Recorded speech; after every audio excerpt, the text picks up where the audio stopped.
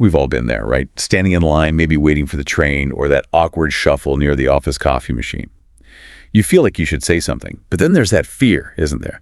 Sounding weird, or even worse, causing that awful silence. Welcome back to the Deep Dive.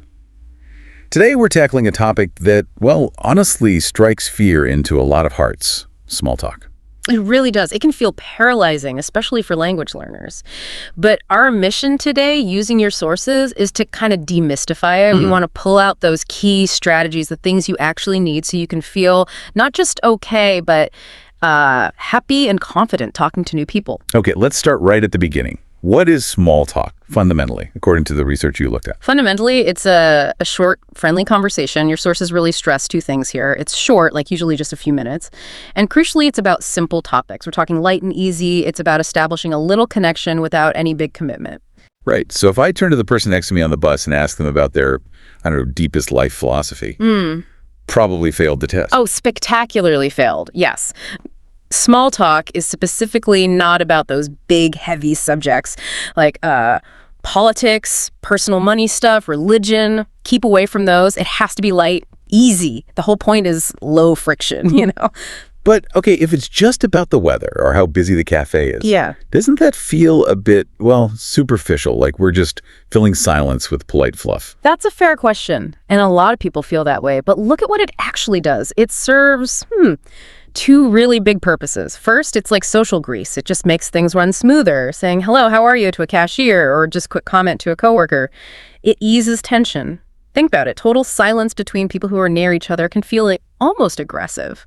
Small talk makes the space comfortable. Okay, so it's like a basic requirement for just getting along in shared spaces. Exactly.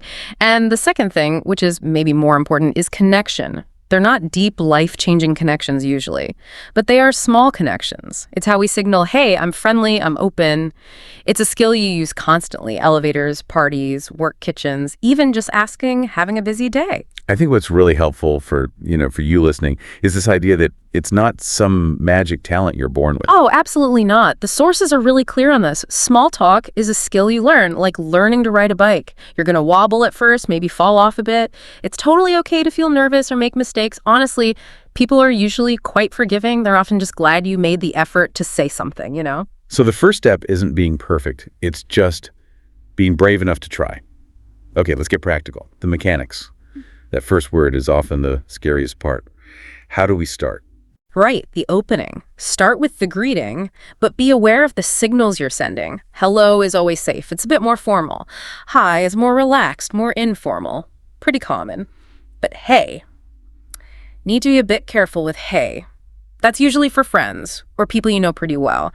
Using it with a total stranger can feel a bit too much. Right, too familiar. Yeah. And we usually pair that greeting with the time of day. Yeah. We do. Good morning, good afternoon, good evening. Standard, polite, can't go wrong. But here's a little trap that trips people up sometimes. Do not use good night to start a conversation. Oh, yeah, I can see that. It sounds like you're ending things before they even begin, like telling them to leave. Exactly. Good night is purely for saying goodbye, like when you're leaving a party or someone's literally going to bed. Avoid it at the start. Okay, so greeting done. Then comes the classic, how are you? We know the answer should be simple, positive. I'm good, thanks. Not bad. But what's the absolute crucial next step? I can't just stop there, can I? You absolutely cannot. If you just take the answer and stop, well, you've basically just conducted a mini interview, not a conversation. The most critical move is simple. Ask the question back. You have to hand the conversation back to them. So I'm doing well, thanks. And you? Or how about you? Perfect. That keeps the ball rolling. Now, once you've done those initial greetings, the real trick to getting into actual small talk is, well, look around, use the situation you're in, the here and now. Let the environment write the script for you. Pretty much. Make a simple comment or ask a quick question about where you are. If the coffee shop is packed, wow, this place is really busy today. Or at a train station, maybe. Does this train go towards the city center? The topic is right there, free for the taking. That definitely takes the pressure off trying to invent something brilliant on the spot. Okay, so once we're past the immediate surroundings, we need that list of approved topics, right? Yes, the safe topics. Remember the big rule. Steer clear of money, politics, religion, Anything controversial kills the small talk vibe immediately. So what's on the official safe list? Okay, number 1, the undisputed champion across the globe. The weather. Bit chilly today, isn't it? Or, looks like it might rain later. It's totally non-personal. Everyone experiences it. Gold standard. Can't argue with the weather. What else? Next up, the place you're in, like we just said, but maybe commenting on something specific. This park is lovely, or I like the art in this building. Third, food and drink. Especially if you're at an event with food, this cake is amazing, or have you tried the coffee here? Fourth is hobbies and interests. But you need to approach this one gently. Ask about things they might have seen or done recently. Right, like did you catch the big match last night? Or seen any good films lately? Nothing too personal. Exactly. It keeps it light and gives them an easy out if they're not interested. And number 5, weekend or holiday plans. On a Monday, ask, did you have a good weekend? Or on a Friday, any fun plans for the weekend? Quick point on work. A lot of people jump straight to what do you do? But that can feel a bit intense, like you're sizing them up immediately. Yeah, it can feel a bit like an interrogation. Your sources actually suggest a softer, more open question like, how do you spend your days? It's gentler. It lets the other person decide what they want to share. Maybe it is their job, but maybe it's family, study, volunteering. It feels less like you're demanding their job title. Okay, this is where it gets really interesting for me. We've picked a safe topic. How do we stop the conversation from just fizzling out after one sentence? Yes. The flow. This is where you need to strategically use 2 different types of questions. Think of it like opening a door and then walking into the room. The first type is the yes-no question. These usually start with do, are, is. Okay, so these are like little checks. Do you like this kind of music? Are you enjoying the party? Exactly. They're great for quickly checking if someone's interested in the topic, but the problem is they often only get a one-word answer. Yes, no. If you only ask these, the conversation hits a wall fast. That's why you need to follow up, ideally, with the second type, why questions. The ones starting with what, where, when, how, why, the ones that need more than just yes or no. Correct. Weighted questions open up the conversation. They require more detail. What movie did you end up seeing? How was your weekend away? These invite the other person to share a bit more, give you more information to respond to. I like that door and room idea. So the yes-no question is like tapping on the door. Are you interested in talking about this? If they say yes. Then the wider question is you stepping inside the room to find out more. Do you like reading? Yes, I do. Oh, cool. What kind of books do you enjoy? See? It flows. Okay, that makes sense. But what if the other person is still giving really short answers even to the questions? How do we keep things going then? Right. That can happen. And this brings us to maybe the most important part of small talk. The secret ingredient, really. Active listening. Just truly listening is maybe more powerful than asking the perfect question. It shows respect, shows you're interested, and that makes the other person feel comfortable. And then they're more likely to open up. So how do we show we're actively listening? It's more than just being quiet, right? Much more.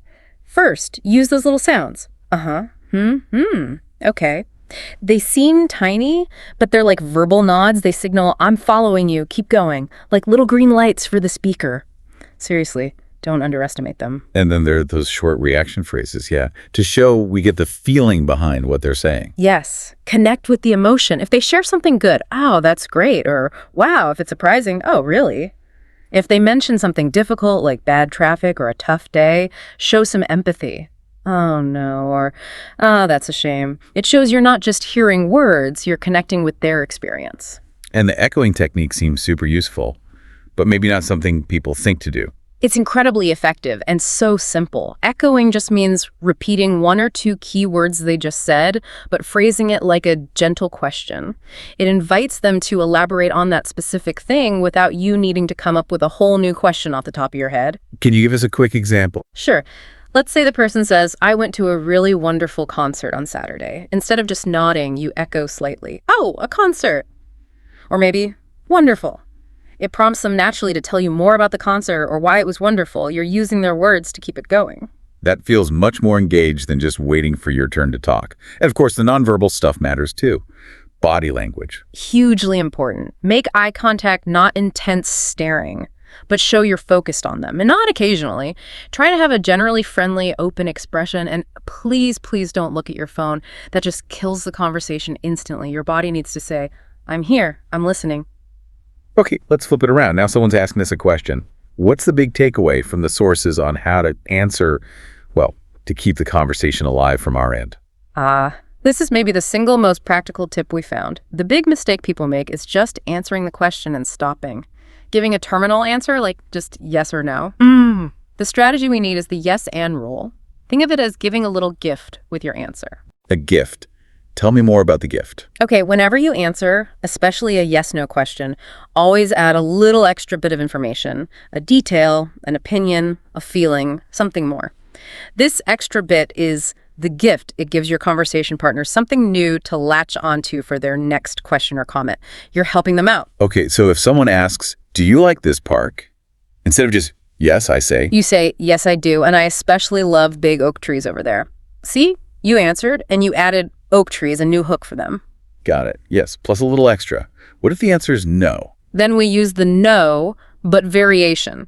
If they ask, say, do you play football? And you don't just say no. You say, no, I'm not very good at football, but I really enjoy watching it on TV. You've said no to playing, but offered a related positive thing watching. You turned a closed door into an open window. Always providing an alternative path. And for weight questions, same principle applies. No one-word answers. Absolutely not. Give a full sentence. And again, maybe add that little extra detail or feeling if they asked, what did you do this weekend? Instead of just shopping, you say, oh, I went shopping with my friend Sarah. We actually found some great bargains. It was fun. Give them something to work with. The core idea, always give a little more than strictly necessary. Okay, amazing. We've kept it going with good questions and active listening. We've answered generously. Now, the ending. How do we get out smoothly without that awkward fade out? The exit. Yes, it's just as important as the start because it leaves the final impression. Your sources suggest a simple, reliable 3-step plan for ending. Okay, step 1, signal closure. Exactly. Start with a positive phrase about the interaction itself. Something like, well, it was really nice talking to you, or I enjoyed chatting about that. It clearly signals you're starting to wrap things up. Step 2, give a reason. Does it have to be super specific or even totally true? No, not really. It just needs to be simple and polite. You're basically signaling you have to leave because of some external thing, not because you're bored of them. Something simple like, anyway, I should probably get going now, or I need to go find my friend, or I had to make a move. It softens the exit. Okay, positive phrase, simple reason, and the final step. Wish them well. End on a clear, positive, forward-looking note. Have a great rest of your day, or enjoy the rest of the event, or have a good weekend. That formula positive phrase, simple reason, nice wish, it's predictable, it's polite, and it takes away all the awkward guesswork.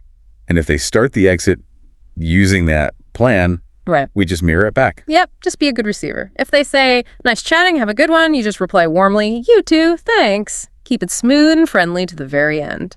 Okay, so pulling this all together, we've walked through the whole arc. Starting, talking using safe topics, the mix of questions, really listening, yes and answering, and the smooth exit. We've got the theory. How does our listener, the person trying to learn this, actually put this into practice effectively? What are the actionable steps? Right. Theory is one thing, doing it is another. So tip 1, start small, but targeted. Don't try to do everything at once. For this week, maybe your goal isn't just talk to someone. Maybe it's say hello and ask how are you to one new person each day. Like the bus driver, the shop cashier. Build that tiny confidence muscle first. Like reps in a gym. Yeah. Small and consistent. Exactly. Tip 2, be a small talk detective. When you're out and about, maybe on the bus or in a cafe, consciously listen to native speakers having these little interactions. Notice how simple it often is, how short. Sometimes it's even a bit messy or uses incomplete sentences. You'll realize it's not about perfect grammar, it's about connection. It lowers the pressure on you to be perfect. Good tip. Get some real-world data. And the last one. Be kind to yourself. Seriously, this is key. You will make mistakes. You'll feel awkward sometimes. That's normal. Learning takes time. The goal isn't flawless performance, remember. It's making a small connection. So celebrate the small wins. You said hello. Great. You asked a question back. Fantastic. Acknowledge the effort. That's so important. Okay, so to quickly recap the absolute core pillars, small talk, ass talk. Short, friendly chats on simple stuff. Starting involves a greeting, plus maybe a comment about the situation. The middle is about mixing yes, no, and way questions. Listening actively, echoing, and that crucial yes and or no but way of answering, giving the gift. And ending politely uses that 3-step method. Nice phrase, reason, wish well. Perfectly summarized. And maybe here's a final thought for you to take away and mull over. Think of small talk less like a test you have to pass and more like a game of catch. But here's the thing. You've decided beforehand that you're going to be the easiest, most helpful person to play catch with. By being a generous speaker, giving those little on gifts, and by being a really great listener, showing you're engaged, you're basically making it easy and pleasant for your partner. And if they have a good experience talking to you, well, then you automatically have a good experience too, right? It's a win-win.